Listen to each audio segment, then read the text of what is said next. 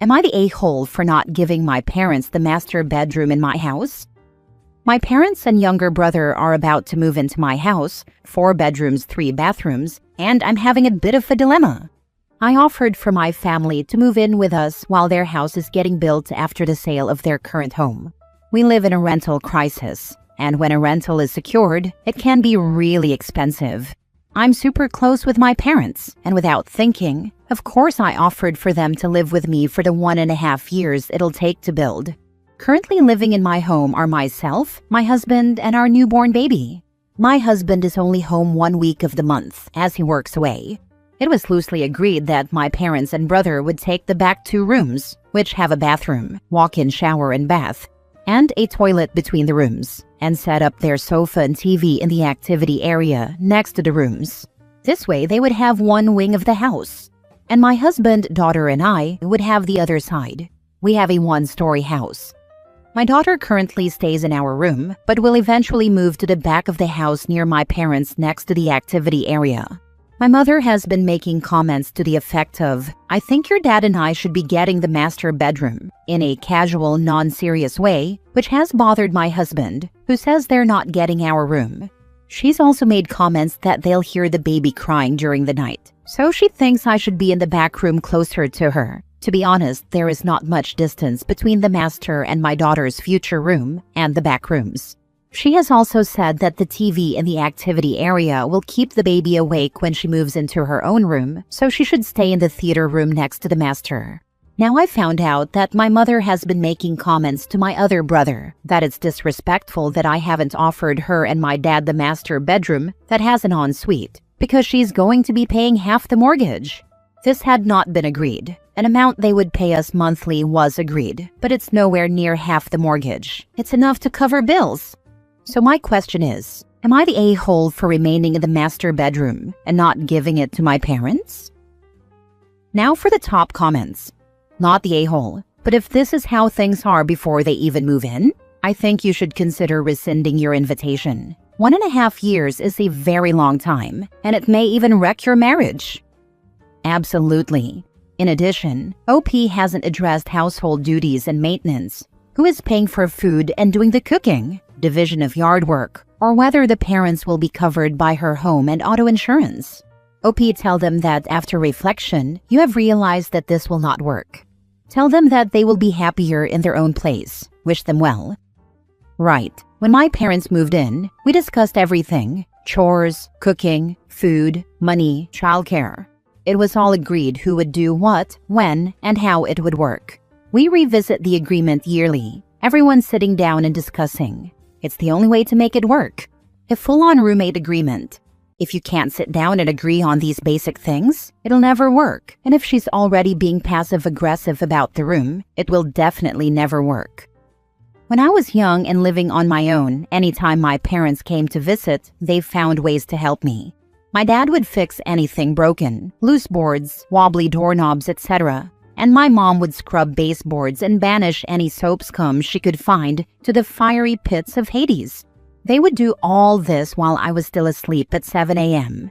It blows my mind and just makes me so sad when I read about entitled parents like this who think they are above their children, like their kids owe them something. Now that I'm in my 40s and my parents are in their 70s, the roles are reversed. And anytime my husband and I are at my parents' home, they have a list of things they need help with. Putting heavy things away in the attic, dusting high shelves so they don't climb ladders, fixing electronic things they don't understand, LOL. But they don't expect us to do these things any more than I expected them to help me in my home. We help each other because we love and respect each other. That's what family is supposed to be. You're going to tank your marriage. Stop this now. I'm not joking. You're going to mess up your marriage. Experienced this. I fully agree. Side with your husband and keep a united front. I feel you.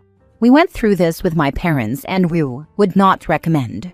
What was supposed to be just 3 weeks turned into 6 months. It's a miracle our marriage survived, LOL. Next story. Am I the a-hole for siding with my mom instead of my wife? My wife and I have a son who is about to turn 5. My parents, mostly my mom, have been providing us with free childcare since he was a few months old. My mom follows all our requests. No screens, no added sweeteners, and gives our son a level of care no amount of money could buy. And we couldn't afford even an inferior level anyway. Our son loves my parents. He loves my wife's parents too, but he sees them way less. And is always happy when I drop him off and when my wife picks him up. I have an older brother who has issues, and my parents have bailed him out several times in the past. A few years ago, he totaled the car they bought him, and they said they were done helping. It turns out they have been paying his rent for the last 2 years. My wife made a comment about how the squeaky wheel gets the grease, and no one will ever wonder who their favorite is. My mom got mad and said she spends 40+ hours a week on us in childcare, and she can do whatever she wants with her money, whether that be paying her son's rent, pissing on it, or setting it on fire. It was definitely an extreme response. My wife demanded an apology and said she didn't deserve to be spoken to like that. My mom apologized for being vulgar but said the sentiment stands and that she wants my wife to be quiet about her financial decisions. They went back and forth until my dad made my mom go upstairs. My wife seethed the whole way home. My wife wants to stop relying on my mom for childcare. She said her mom can do some babysitting and we can find a daycare until school starts in the fall. She said she couldn't trust our son with someone emotionally volatile.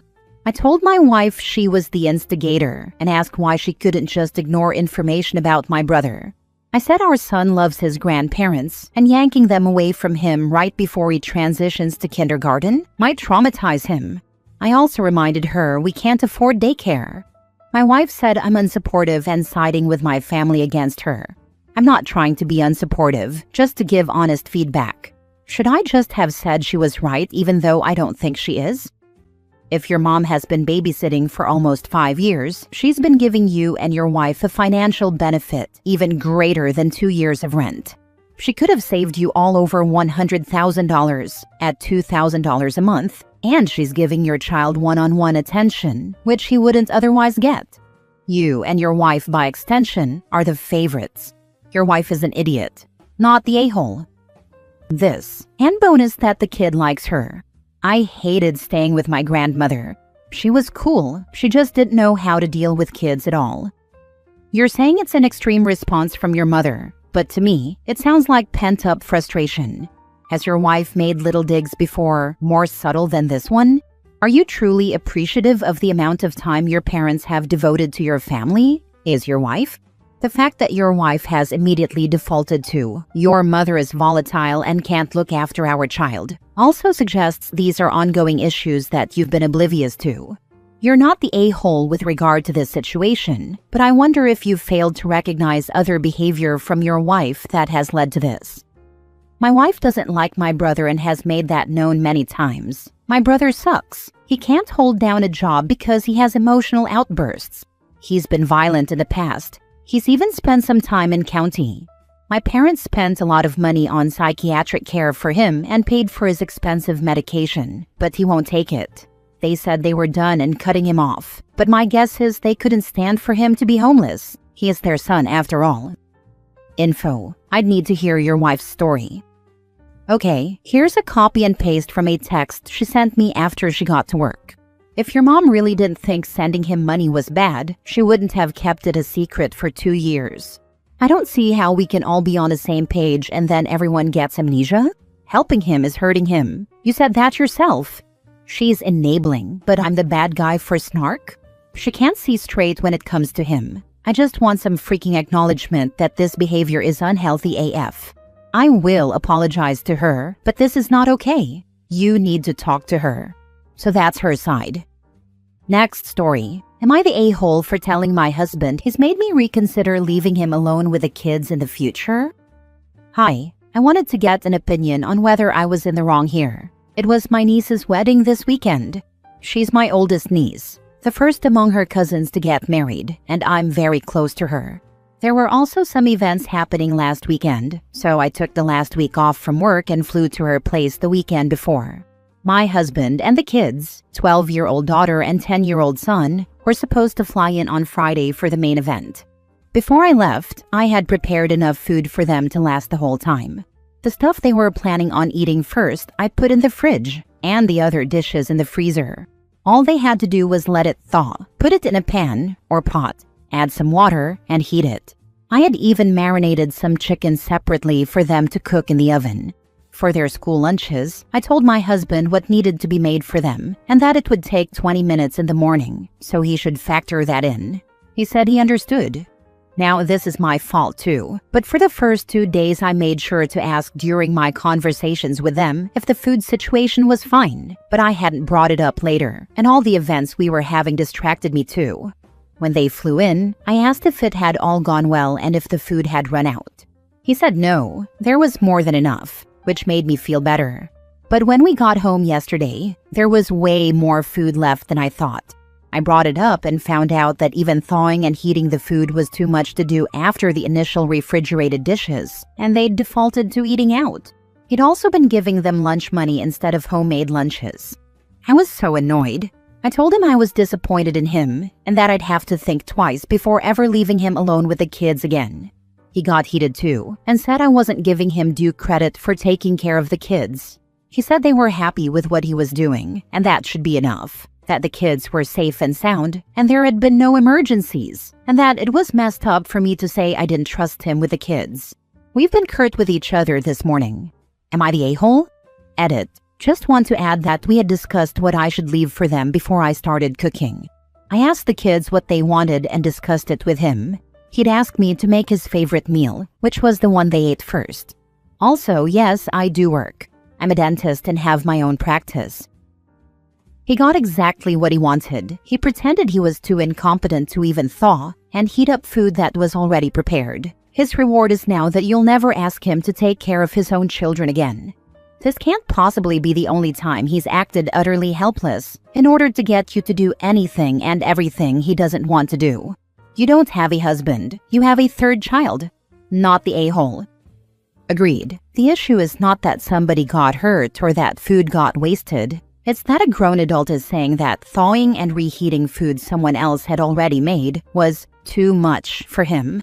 For one thing, that's BS. Eating out is considerably more work than thawing and reheating a meal. For another, it's pathetic and disrespectful of OP's time. She did a sizable amount of work prepping all their meals ahead of time, and he has the gall to act as if reheating someone else's work is too much? I guess I'm a different kind of wife, because I'm leaving next week to go out of town. I told my husband to figure it out while I'm gone LOL. He knows where the grocery store is. In my opinion, he is a competent adult and knows how to take care of our kids too. Same, there's no scenario in which I'd be making freezer meals for my partner while I'm away. My partner is an adult and can figure it out and doesn't require my supervision. I would ask if there's anything I could do to make it easier for them, within reason, because we're a team, but I'm not going to double my workload to prepare food to eat while I'm gone. Mini update. A lot of people are saying there was no need for me to have done the prep.